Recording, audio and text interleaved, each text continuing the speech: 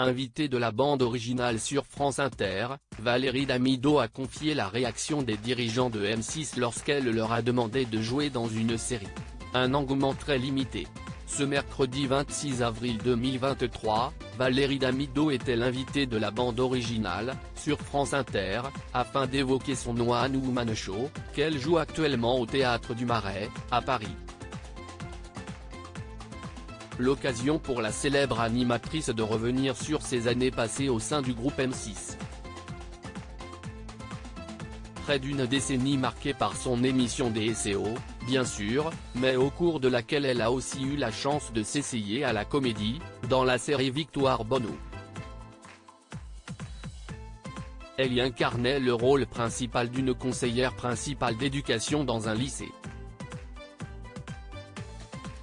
Une aventure qu'elle a d'ailleurs eu la chance de partager avec sa fille Roxane, dont elle jouait aussi la mère à l'écran. Va maroufler. Interrogée par Leïla Kadour-Boudadi, Valérie Damido se confie sur les tournages du feuilleton dont elle garde un très bon souvenir, mais se voit obligée de contredire l'animatrice de France Inter qui imagine que la chaîne était ravie de pouvoir faire jouer l'une de ses plus grandes figures dans une série. Oula alors non, ce n'était pas génial pour eux, a-t-elle tout de suite rectifié avant d'imiter la réaction des dirigeants de M6, lorsqu'elle est allée les voir pour leur dire qu'elle voulait s'essayer à être actrice. Oui. Ben si esti super. Va maroufler. Une interprétation personnelle à une réaction qui l'a tout de même surprise. Non, non il n'aimant pas, a-t-elle conclu.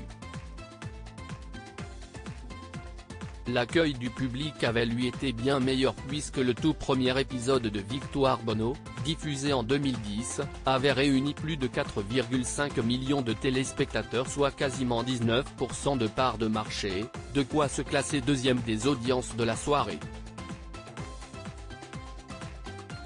Valérie Damido révèle pourquoi elle a quitté M6 il y a quelques jours. Valérie Damido se livrait sur son parcours à la télévision et ce qui l'avait poussé à calquer la porte de DSO en 2015.